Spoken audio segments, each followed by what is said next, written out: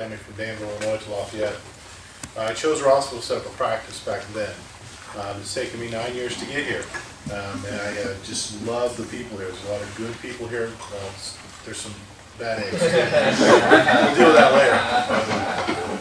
Thank you. You're working on it. Well, I can either confirm or deny that I am or am not working on it. Laws, you know. That will get old by the end of the night, so we'll try to keep that till then. But thanks again for being here tonight. My purpose tonight was again to get to know you, but also share with you, because you are patients, or you're friends of patients, or you might think about becoming patients, or clients of Kirsten's for the massage therapy side of things we do. And just introduce you to who we are. Let you feel who we are. Let you understand who we are and where I'm coming from. Chiropractic has been known for many years as just the pain experts, the back pain people. You got a back pain, you go to the chiropractor. You have neck pain, you go to the chiropractor. You have a knee pain, you go to somebody else. You have ankle pain, you go to somebody else. You have liver problems, you go to somebody else. You have hair problems, you go to somebody else. You have skin problems, you go to somebody else. The truth of the matter is, back in 1895, when chiropractic was developed into the profession it is today, it was set up from the beginning as a totally separate healthcare system. So it's not part of the medical community. It's totally separate. The reason it was totally separate is our founder saw that Western medicine, our American medical model, is very compartmentalized. If you have a hand problem, you go to the hand specialist. If you have a foot problem, you go to foot specialist. If you have a liver problem, you go to liver specialist. And if the liver treatment causes something wrong with the kidney, you go to the kidney specialist. They never communicate. So you go from a compartmentalized, mechanistic mindset, all we are is a bag of stuff that works together, to a vitalistic, or there's something more than just the parts frame of mind. Chiropractic is over here. We don't treat the label of your symptoms. We treat you. We take care of you. Whatever you bring to us, that's what we take care of. It might be fibromyalgia this week. It might be, I don't know, you name it next week. It doesn't change because it's still you. And that's what chiropractic is really about. It's about taking care of the whole person, because we understand that God created the body with a command and control center in the brain to manage all the other parts of the body. You with me so far? I'll give you a word picture in just a second, hopefully clarify what I'm saying.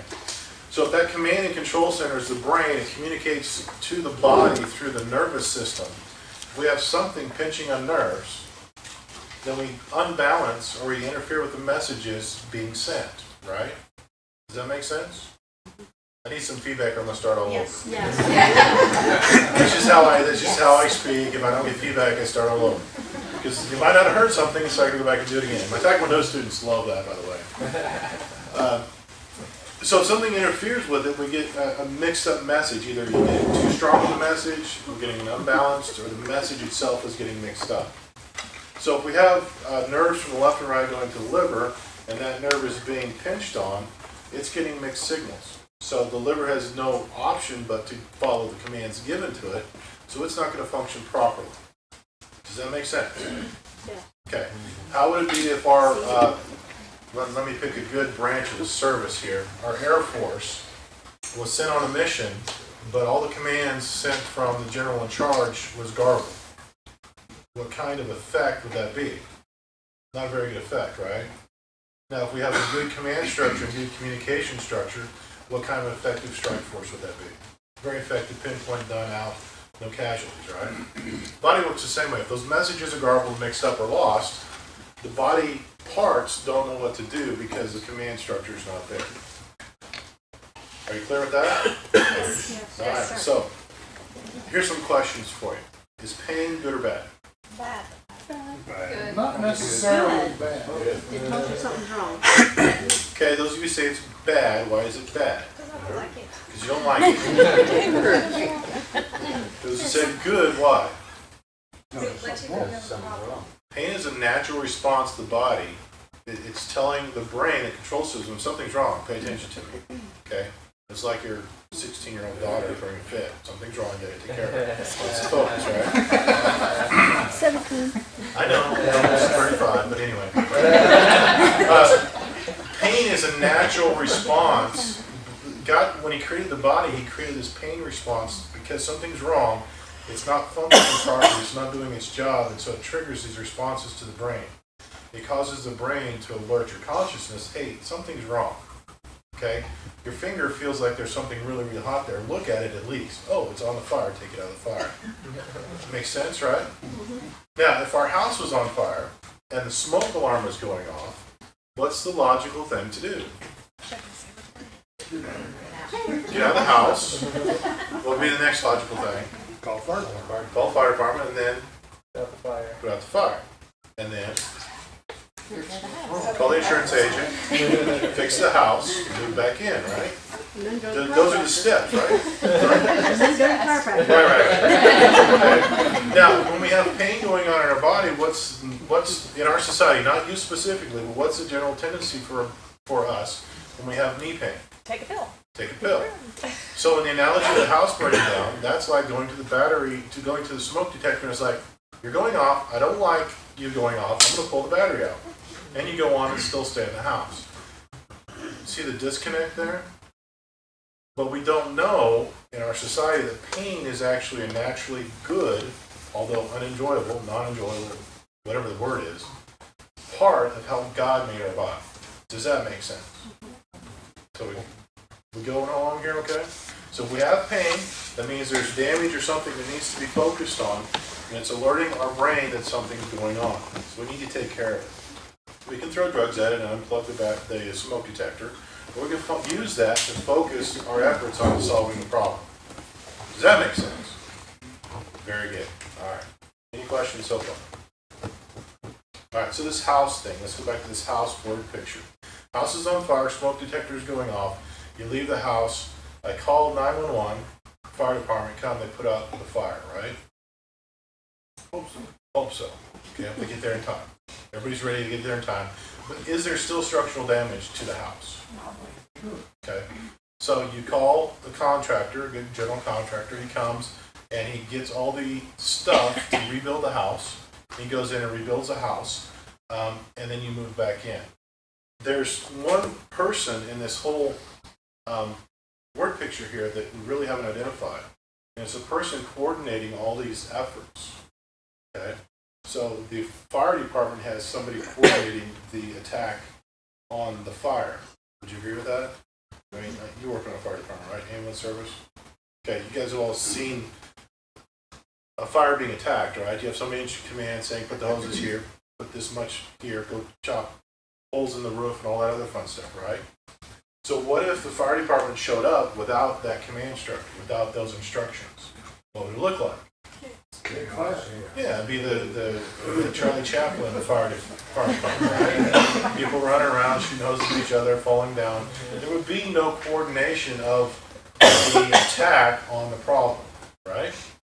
Same thing. Now when we go and the fire's put out, the damage is done, the contractor comes in and takes a look at everything, and he makes a plan on how to rebuild it, right? Usually a good general contractor would. If you're doing your own house, you might have a different way of doing this. But even if you are doing your own house, you have in your mind, I need to get 17 9-foot 2x4s, and I've got to get some sheetrock, I've got to do all these things. So you are making a plan, even though you may not have really nice blueprints drawn out. But there's still somebody taking charge of the command and control of that rebuilding process, right? Okay. You don't just call Lowe's and say, hey, I had a fire, deliver some stuff, and you hang up. Lowe's comes with 5 semis, they dump stuff in the yard. Okay, maybe you got all you need there. What are you going to do? Well, if you have somebody in charge, they can take that pile, rebuild the structure to where it's livable, where it's functional. Okay, now let's flip the tables. Let's say you have a very good general contractor, and you get some leftover building materials. I would much rather live in a house with leftover building materials and a very, very good designer than have a bunch of stuff just thrown at a house and just kind of not know who's made it. You kind of see the analogy there? That analogy goes along with vitamins, supplements, food, diet, and all those things. If we don't have a good command structure in our body, if we don't have that control and balance and assimilation pathways uninterfered with, no matter what we're doing outside that, the body can't put it in the right place because the command instructions are being garbled. Okay? We good with that? Okay, so how easy it is for these pathways to get interfered with? Pretty easy. Right now you're experiencing an effect on part of your sensory nervous system where pressure has caused you, a sustained pressure has caused you not to feel part of your body. Okay? If you think about the seat you're sitting on, as soon as I said it, now you're aware of it, right? Right? Some of you are. Some of you have other problems to deal with too. Okay? Our body adapts to pressure, so even slight pressure or pressure we're used to, or even pressure that God designed us to have sitting on seats, can cause us to block out those sensory over a period of time. So something starts and you ignore it, and it's still there, and you ignore it, and it's still there, and you ignore it. The body says, it's being ignored, we need to put it away. Doesn't mean the problem's going away, right? Right? You haven't got up from the seat. Pressure's still there, but you don't feel it. That's how the body protects you. It's a very elaborate contraption that we live in. Okay? And you can't affect one part of it without affecting all the other parts. Does that make sense? Okay, so what has that got to do with you being here tonight, eating bacon-wrapped meatloaf and all this other good stuff? Well, that's just to let you know where I'm coming from. I'm not the back pain specialist. I'm a chiropractor. I take care of the whole you. Okay?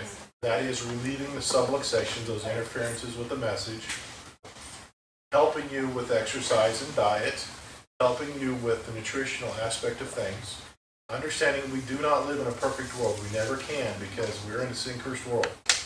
That's it. There's no way we can be perfect. We have to manage what we've been given in a God-honoring way, being good stewards of what He's blessed us with. That's including our body. Okay? So that's where I'm coming from. That's what I wanted to share with you, as well as get to know y'all. I appreciate you being here. And I just wanted to say, maybe you'd show up. Are there any questions? There was a lot of words I threw at you. Probably next time it won't be as many. But did you get the picture of what I'm about? Are there any questions about what I said or how I said it?